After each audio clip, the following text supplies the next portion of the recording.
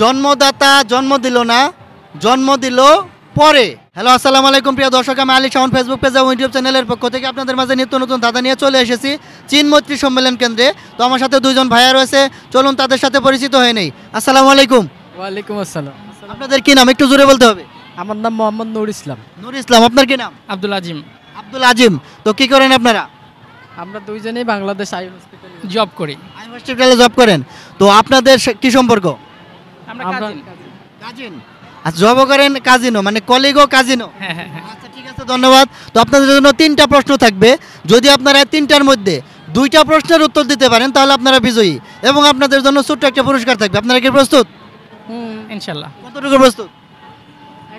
90% প্রস্তুত আছে, আরেকজন 99% প্রস্তুত আছে। তো দেখি আসলে শেষ পর্যন্ত কতটুকু প্রস্তুত থাকতে পারেন। তো আপনাদের জন্য প্রথম প্রশ্নটা হচ্ছে, একটা লোক, সে তাকে মানুষ যে কথাই বলে, সে বলে যে এই কথা আমি আগেই শুনছি, অর্থাৎ তাকে নতুন কথা কেউ শোনাতে পারে না। অর্থাৎ এক লোককে কেউ কোনো নতুন কথা শোনাইতে পারে না, কিন্তু আপনি তাকে গিয়ে এমন একটা কথা বললেন, সে আর বলে না যে এটা আগেই শুনছি, অর্থাৎ সেইটা তার কাছে নতুন কথা। আপনি কি কথাটা তাকে বলছেন? 10 সেকেন্ড সময় পাবেন। পাওনাদারের কাছে কিছু পাওয়ার কথা বললে, যে মনে করেন আমি আপনার কাছে 10 লাখ টাকা পাই, তখন সেটা বলবে যে না আমি শুনি নাই কোনোদিন এরকম কিছু।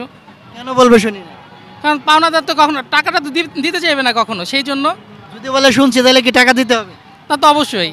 আপনি কি মনে হয়? হ্যাঁ, একমত? রাইট, একদম রাইট।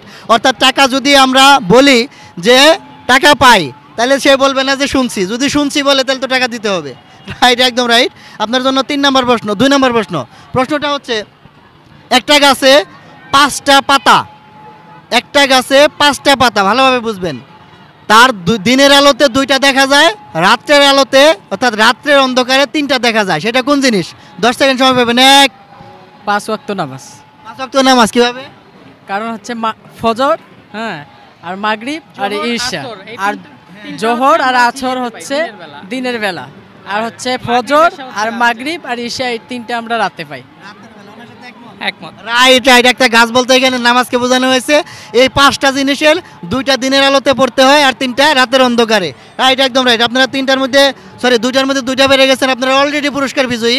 তো আপনাদের জন্য 3 নম্বর প্রশ্নটা হচ্ছে, জন্মদাতা জন্ম দিল না, জন্ম দিল পরে, মানে অন্যজনে। যখন তাহার জন্ম হইল, মা ছিল না ঘরে। কোন জিনিস? কাকের বাসায় কোকিলের জন্ম। কাকের বাসায় কোকিলের জন্ম। আপনি কি ওনার সাথে একমত? হ্যাঁ, একমত। উত্তরটা মনে হয় জানা ছিল আগে, সাথে বলে দিছে। রাইট, একদম রাইট।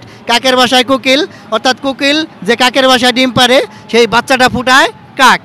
রাইট, একদম রাইট। আপনারা 3টার মধ্যে 3টা বেড়ে গেছেন। তো আপনাদের জন্য ছোট্ট একটা পুরস্কার, আমাদের ফেসবুক পেজ এবং ইউটিউব চ্যানেল আলী শাওনের পক্ষ থেকে পুরস্কার। এই যে চ্যানেলের নাম আছে এখানে। তো এই কুইজটা খেলে আপনাদের কাছে কেমন লাগে?